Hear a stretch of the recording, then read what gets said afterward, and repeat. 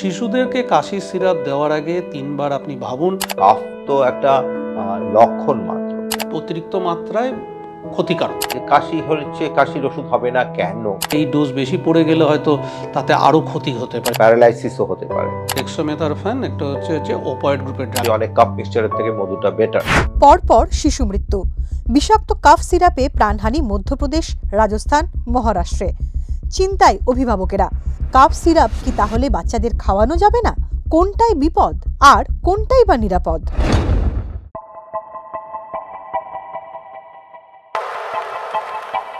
কাশির সিরাপ খেয়ে বাচ্চার মৃত্যু, শিশু মৃত্যু রাজস্থান বা ওইদিকে যেগুলো ঘটনা ঘটেছে, তাতে প্রেক্ষাপট যে ডেক্সোমেথারফ্যান বলে একটা কম্পোজিশনে কাশিতে সিরাপে কিছু কিছু কাশির সিরাপে, আমি বলবো না যে সব কাশির সিরাপে ইউজ করা হয়, হয়তো তাতে একটা সাইড এফেক্ট হয়েছে, ফ্যাটালিটি হয়েছে, সেটা তো এখন ইনভেস্টিগেশন পর্যায়ে চলছে।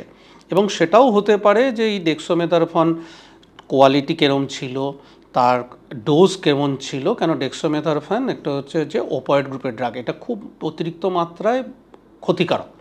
এটা আমরা অন্যান্য অনেক জায়গাতে ইউজ করে সময় দেখি। তো সেই দিক দিয়ে ভাবতে গেলে কি কাশির সিরাপ খাওয়াচ্ছেন আপনি, দোকানে গিয়ে যদি কাশির সিরাপ বলেন, তাহলে যদি ডেক্সোমেথারফ্যান খান, সেটা তো বাচ্চার পক্ষে ক্ষতিকারক হতেই পারে।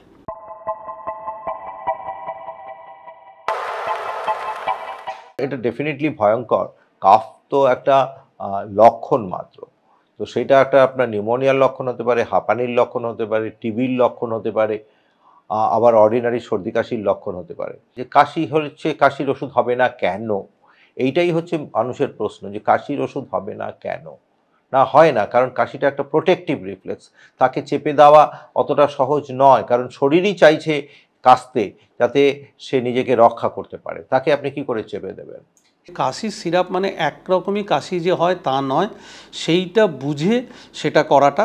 তবে আমরা সাধারণত যেটা আমরা করি, এই যে এখন ঋতু পরিবর্তনের সময় বা এই সময় যে কাশির সিরাপগুলো, এগুলো দেওয়ার সময় আমরা লিখেও দিই বা বলেও দিই এইটা বাড়িতে রাখতে পারেন। এটা কিন্তু এই রকম ঋতু পরিবর্তনের সময় হাঁচি, সর্দি, কাশি অল্প বিস্তর সাধারণ লোকের হচ্ছে, তখনই একমাত্র খাওয়াতে পারেন। কিন্তু অন্য যে কোনো জায়গায়, ধরুন কারো একটা হুপিং কাফ হলো, কারো একটা অ্যাজমা হলো, কারো একটা হাঁপানি বা ব্রঙ্কাইটিসের কাশি, সেইখানে কিন্তু সেটা খাওয়ালে ভালো তো হবেই না, উল্টে ক্ষতি হওয়ার সম্ভাবনাও থাকতে পারে।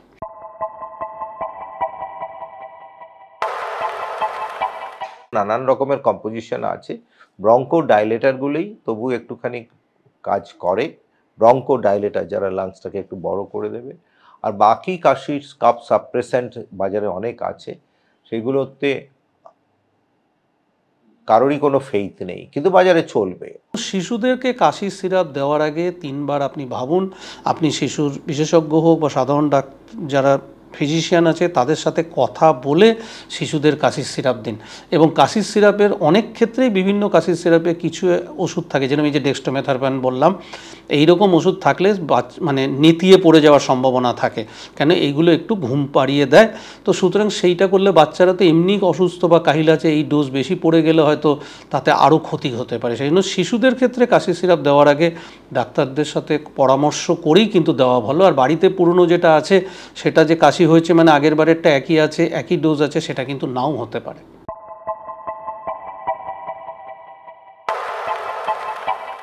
মধুটা একটু সুদিং করে, এটা আমেরিকাতেও ওরা স্টাডি করেছে, দেখেছি অনেক কাপ মিক্সচারের থেকে মধুটা বেটার। কিন্তু এটাও বলা হয় যে মধু কখনো 1 বছরের তলে দেবে না, কারণ মধু যদি তোমার কন্টামিনেটেড হয়ে যায়, মধুর মধ্যে একটা জার্ম গ্রো করে যায় এবং তাতে প্যারালাইসিসও হতে পারে, সেটাকে বলে বটুলিজম। তো সেই জন্য কখনো মধু 1 বছরের তলে দেওয়া হয় না। আর মধু যদি কেউ কখনো খাওয়ায়, মধুর বোতলে যেন চামচ না ঢোকানো হয়, ঢেলে নেবে, কন্টামিনেশনটা তাহলে হবে না।